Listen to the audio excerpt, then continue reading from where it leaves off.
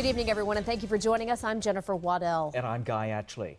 A man leaves a bar and goes home to his girlfriend. Neighbors report hearing loud, angry voices. Eventually, a shot rings out. The girlfriend falls, mortally wounded. If you think the scenario we just described would end in a jail sentence, in this case, you'd be wrong. Why is that? It is a question the mother of Genna Ayup desperately wants answered. Not on Your Side investigator Marcelino Benito has spent weeks trying to get answers for Genna's family. What happened down this quiet suburban street inside this house? Was it murder or a tragic accident? Police had told me that she was, their words were, murdered in a fit of rage. It's been 4 months since 27-year-old Genna Ayup died from a gunshot to the face. There's never been any doubt about who did it. The man holding the gun was her boyfriend, Ronald Corbin Jr.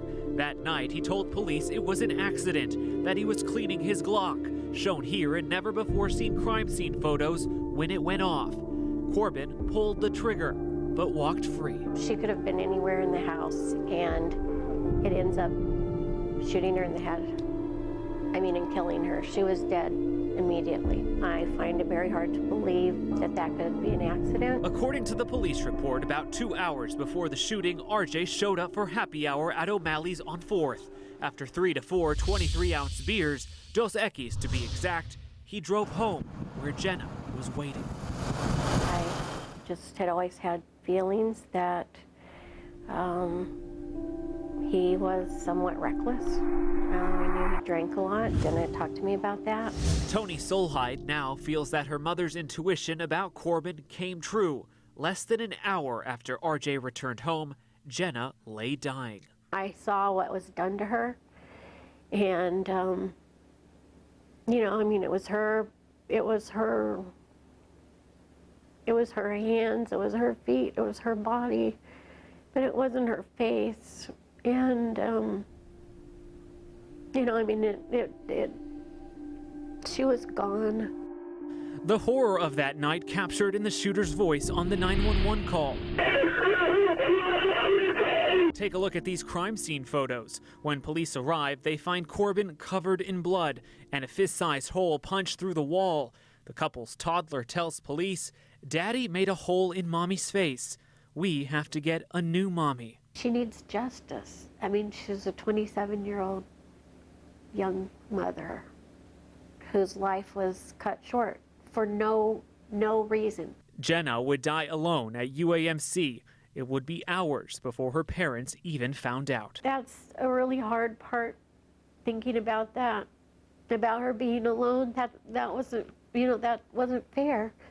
It wasn't right. Someone should have told us. We should have been able to be there. Someone should have been able to be there. About 2 weeks after the shooting, TPD arrested Corbin and charged him with manslaughter. But a few weeks later, the county attorney's office dropped all charges. If you don't take it before 12 people, how do you know that they're going to say not guilty? We wanted to know why. After several emails and phone calls, the county attorney's office said it would not answer our questions. Instead, they sent us this lengthy email that basically said, not enough evidence. County Attorney Barbara Lawal wrote, "It is ethically improper to consider filing a case based on public or media pressure to charge." So we went to TPD for answers. At first, they said they would talk, but hours after the county attorney's office said no, they too canceled our interview. A spokesman says the investigation was thorough. There are people that are not even here that are looking at this case and saying there are a lot of unanswered questions. Among them, questions about the sound of loud, angry voices neighbors heard coming from inside the house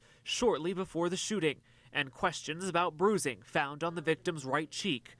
Now, the official silence has turned a mother's heartache into anger, frustration, and a quest for justice.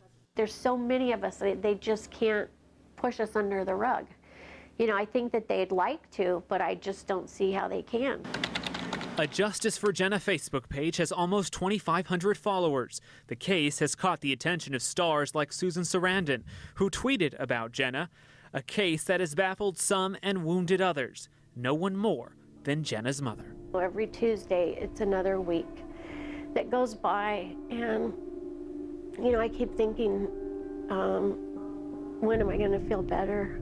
When am I going to feel any better about this? Am I going to feel any better? Sol High told me the only thing that will do that is justice. Marcelino Benito, KGUN-9 on your side. 9 on your side reached out to the boyfriend, Ronald Corbin Jr. He declined to be interviewed for this story. We want to get to the bottom line of this investigation. As we state in our Viewers' Bill of Rights, we believe public officials have a duty to be responsive to the public. The public official in this case is County Attorney Barbara Lawal, usually is very responsive to the media. But in that email exchange that Marcelino mentioned, she told KGUN-9 News it is the practice of her office to explain its legal reasoning only with victims and not with the public.